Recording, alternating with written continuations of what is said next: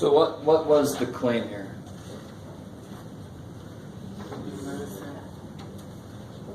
In mathish.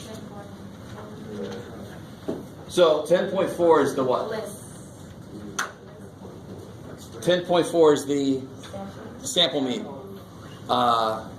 Before I even go out and take a sample, why am I going to take a sample? To test a claim. So sample information will never show up in Part A because I have to have a claim before I even take a sample. So what is the claim that drove me to go take a sample? Yeah, the mean is less than 11.1, 11. So sample information will never show up in Part A because in Part A I haven't taken a sample officially yet. I know they have to tell you everything at once, but it didn't all happen at once. I had an idea, I took a sample, I found some stuff out, right? So here the claim was, I think it's less than 11.1. So which one's that going to be? The high. The high. So what's the hope? Greater than. Greater than equal to.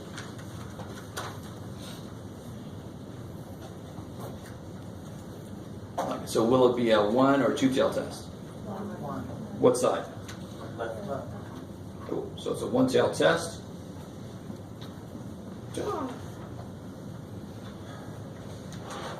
Okay, cool. I like it. So to show evidence for H1, I've got to find a sample that's so far below that it does look like it's less than. I like it. So no matter what the claim is, H1 sets up where my tail or tails are. Part B, what is it that I'm going to use to talk about it? So Part A is what the hell are we talking about? Part B is what can you use to talk about it? T or Z. So what do I have to show? Good. N is 41 greater than 30, so it's normal enough. I like it. And then to differentiate between Z or T, We don't know sigma. we don't know sigma. So that's what I meant by I was really nice. I actually used the letter S, right? So it's a sample information. I have sample standard deviation, not the population. So since sigma unknown, I must use T-scores. Because again, T-scores were invented by the dude working at Guinness, but it was invented for when I don't know sigma. I don't have the whole information. I'll just have my unreliable sample information. So what the hell are we talking about? What can I use to talk about it? T-scores. Then part C is, what will be enough evidence? Before I even go look at my sample, what will be enough evidence to show something? So it's a one-tail test. Alpha is 0.05. I'm using Z-scores. So one tail, 0.05. It's the same one we just did. I think so. 1.645. I like it. If it was two tails, I would have looked here. But it's one tail, I look where it says one tail. It's crazy. That's why this chart is so beautiful for hypothesis testing. I know beautiful is the last word some of you guys are using. I understand. Wait, why would you? Oh, wait. I want T-scores. I'm being silly. So what is my... 41. What's my degrees of freedom?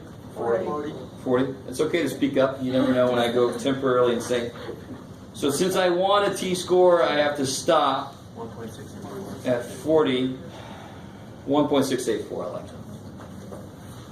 Where'd it go? 1.684, cool.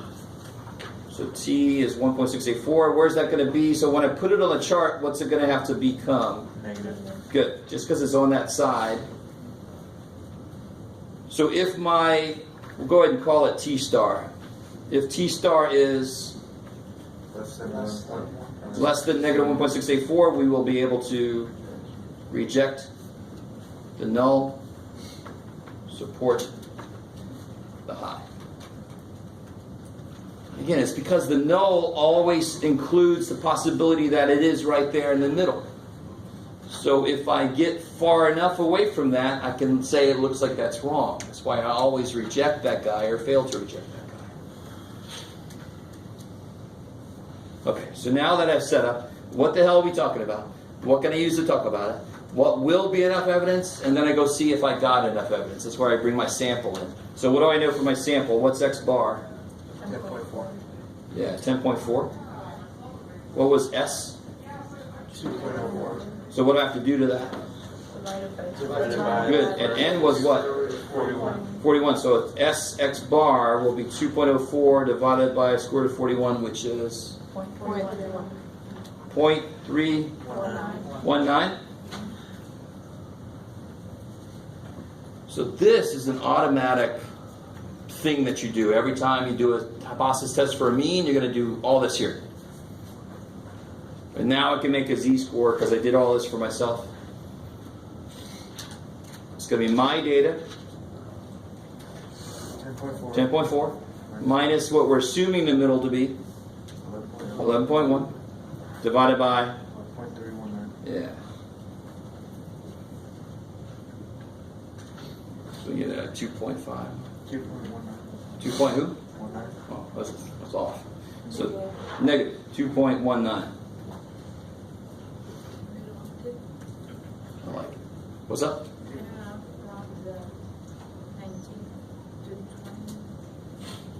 Oh, what is it? Negative 2.19. 4. 4? So since it's a 4, you wouldn't round it up. Yep. So did we make it far enough? Yes. Yes. So right here I can say very quickly, what can we do since we made it in there? What can we do? Probably what I said we could do, yeah. Reject the whole. Which one was my claim? The high is my claim, therefore I'm going to use that language to write the conclusion. Which in this case is good. That was my claim. I made this new medicine. I want to show that it works quicker. Somehow it's specifically for statistics students, right? I like it. Statuprofen or something? I don't know. So then I can say we have found sufficient evidence to support the claim that, let's see, the new drug, yeah, I like it. Well, it brings relief in less time than the old drug. I want a new drug.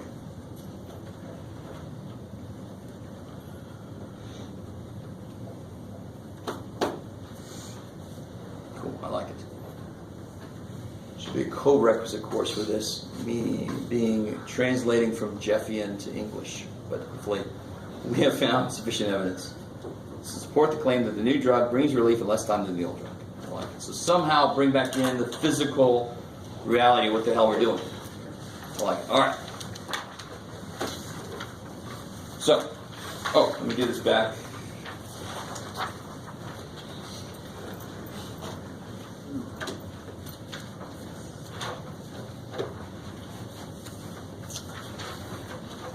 All right, so we're just going to do a little step into chapter 10. I'm going to let you guys out after we do that.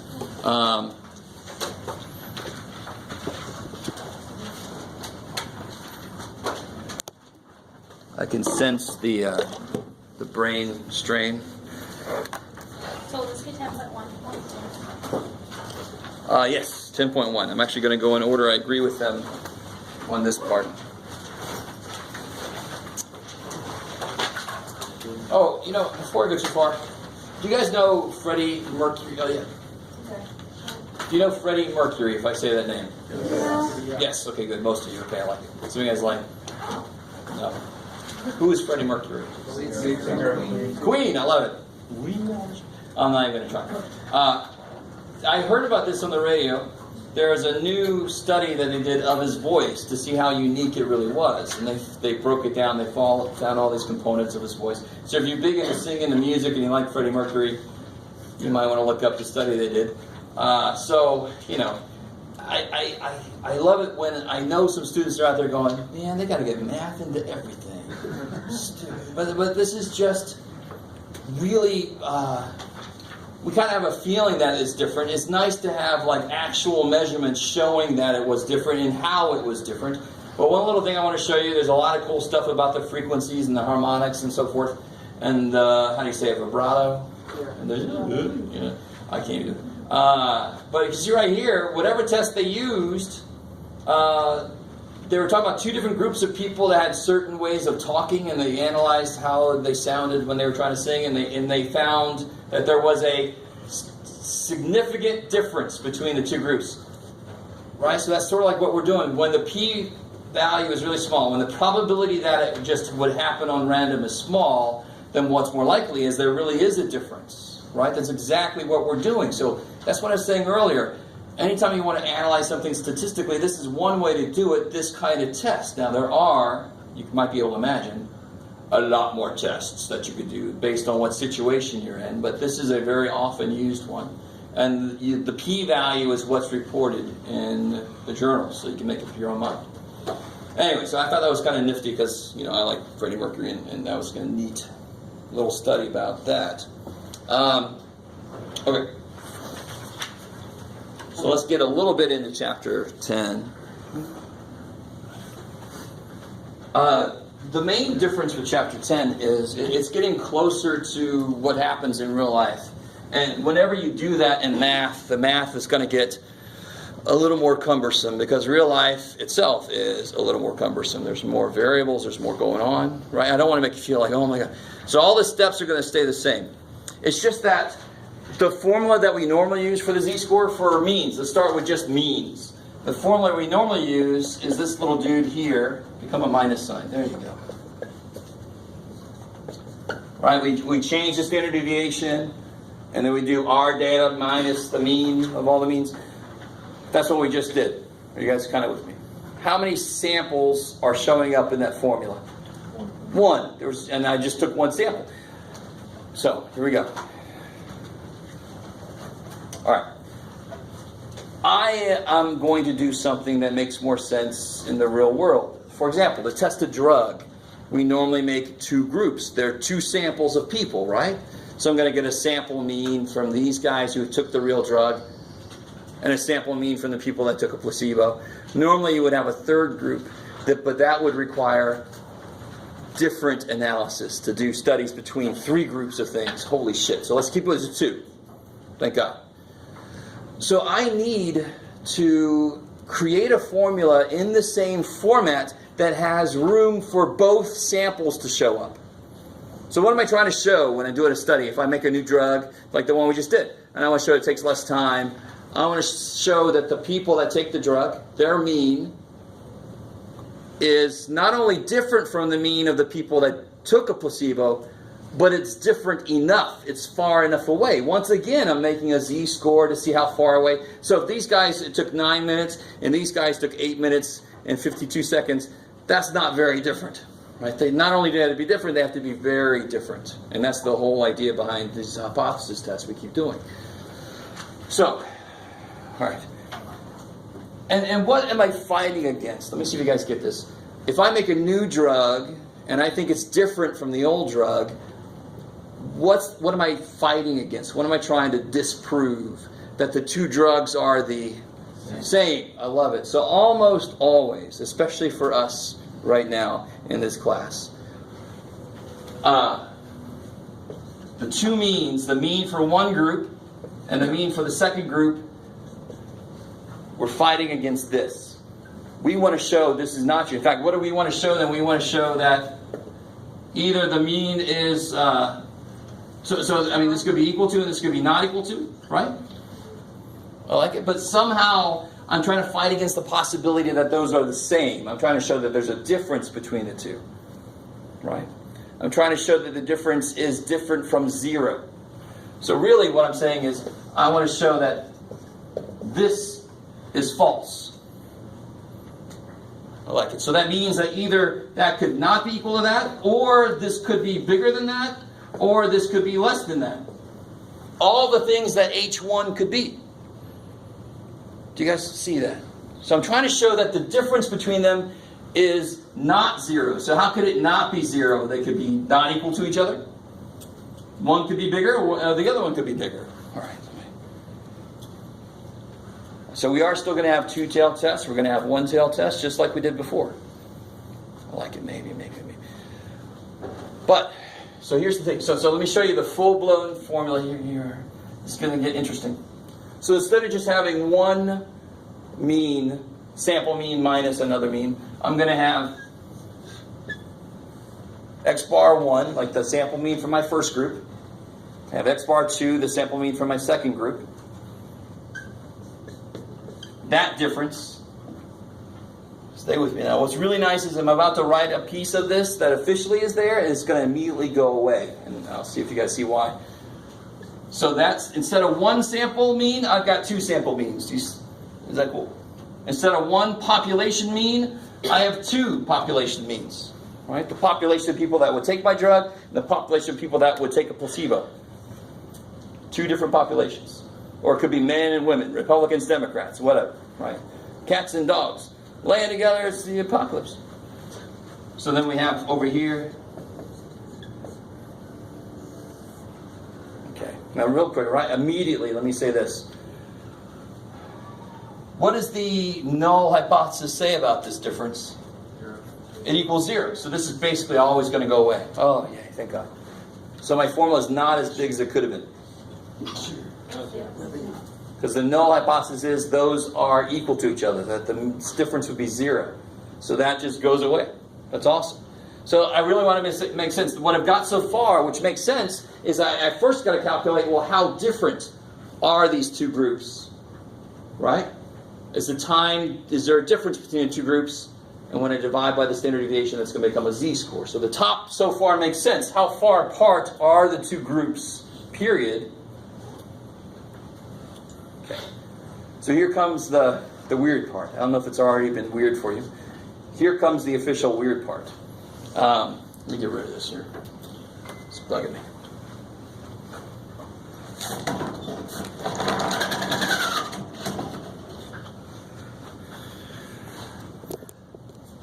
Here's where you have to just go with me, and you guys are like, that's the whole freaking semester. That's what I've done, man. So remind me, what's the formula for that again? You can do it. Yeah. Square root of. That's right. I like that. That was said with much enthusiasm. So, all right. I'm about to do something. We've done something like this before. It's nothing major, but couldn't I write this as this? Is that amazing? What's the square root of sigma squared? Sigma. So, I mean, these are mathematically equivalent. Is that cool? We've done something like that before, even if you don't remember. We did. All right. So far, nothing amazing. Ooh, Jeff, it's amazing. You're something. So, but now this gives me room to put two standard deviations in there, not just one. Because I'm going to have two populations that I'm talking about. So this would be for chapter 9. But for chapter 10, I'm going to have the square root of that variance, because it's inside the square root, right? That for the first population. And I'm going to have another one for the second population. So again, this idea of using the exact same formula, just putting two of everything instead of one, because now I have two groups of things, two populations I'm choosing from. So I could have different sample sizes here, which is funny to me that confuses people that's okay. Of course it's okay. I've compared coyotes from a sample to all coyotes everywhere, right? Remember that problem we did?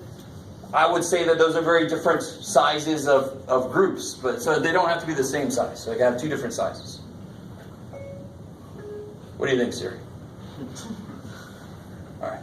So that's going to take the place of this. This is going to go here.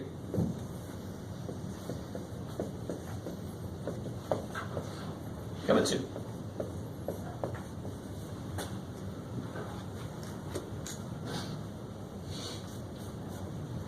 Yeah.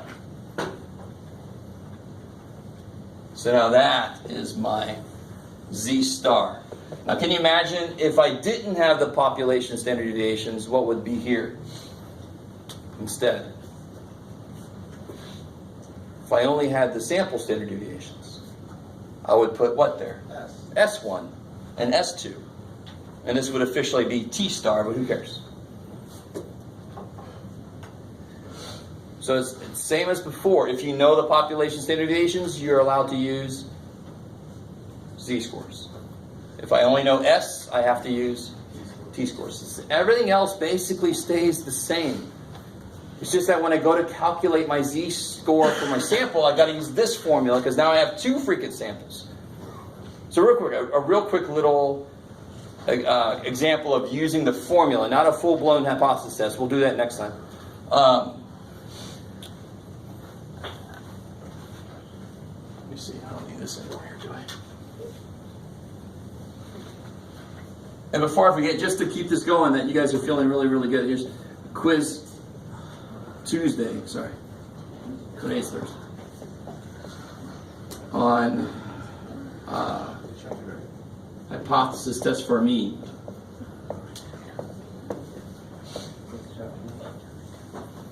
All right, so like section 9.5. You're welcome. Some of you realize you want more grades. You're like, oh, good, thank God, finally a quiz. The rest of you, oh well, someday you'll figure that out. It's on 9.5. Yeah, 9.5, but just the means. I'm not going to have proportions on there, just the means. I'm going to have one problem. You got to realize that, right? Okay. So looking at this, let's say I take a sample of 47 Grossmont students and find Grossmont stat students, let's say, and find an average grade of what you got, Jeff? 78.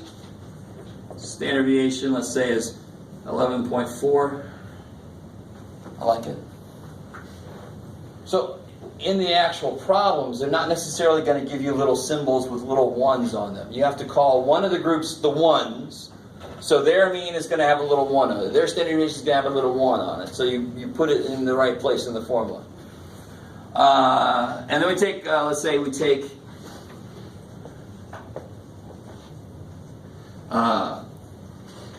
what you got, Jeff? 49 Cuyahoga students.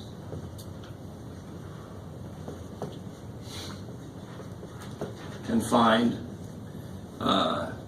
X bar 1. Let's show some bias, Jeff. Sure. 77.1. And S1 equals 13.9.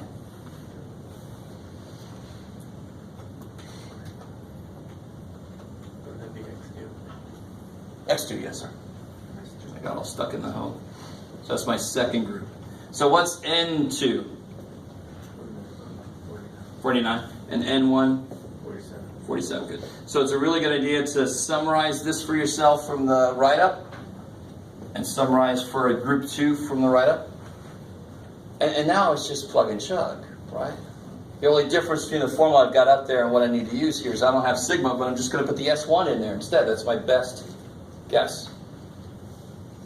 So try to do that formula for this. See what you get. It's the last thing we're doing today.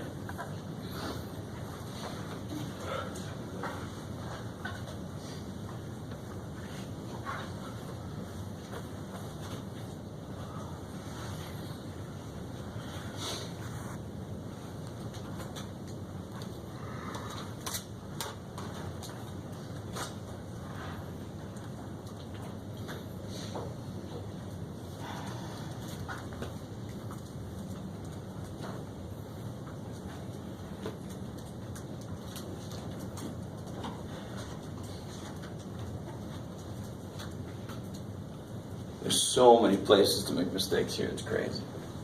All right, you gotta be careful. People forget the square, that's the most commonly made mistake.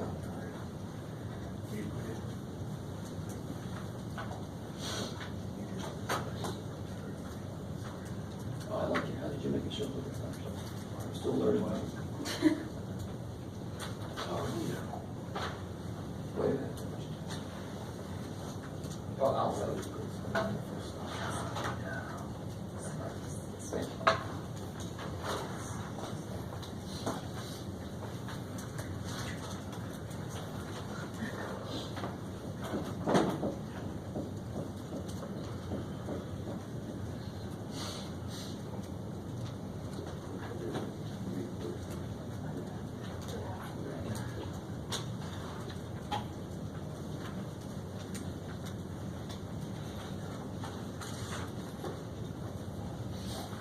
So when you put it in there, it should be 78 minus 77.1 divided by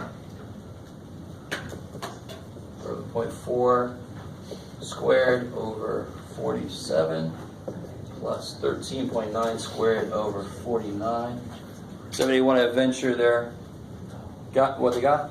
0.347. Okay. Everybody else got the same thing or different? 3.542. It's close, because she's right. It's 0.347. If you put it in all at once. Now, if you put it in pieces and you're rounding, that's going to throw it off. So I don't know. So I got 0.347. What does that mean, 0.347? What do you think? Are they very far apart? Are they very different, those grades? Because what is it we just got? What is that? What is that thing we just got? Is it 34.7% of something? What is that? What is that we just did? What's the formula we just used? Z-score formula. So that is a Z-score. So that tells you how far apart things are. Are they very far apart? So that would, I don't even need to know alpha. Shit, that's 0.347. Is it going to pass any test? Hell no. That's like barely more than a third of a step away. So there's not evidence that these two are different. Right? I failed to reject that these two are different. Right? If I had a whole hypothesis test. Okay. Yes, ma'am. So for this, we have the writing, like the conclusion that gives. Totally. I really, the only thing I just did was step 4. I just did one step. Okay. Step 4 is where you calculate the Z-score, right? I didn't set up the rejection region because I didn't even tell you what alpha was. I didn't even do the hypotheses because I don't really know what the claim was. I just wanted to real quick show you how to use this formula and make sure you guys could do it. All right. So first thing next time will be that quiz.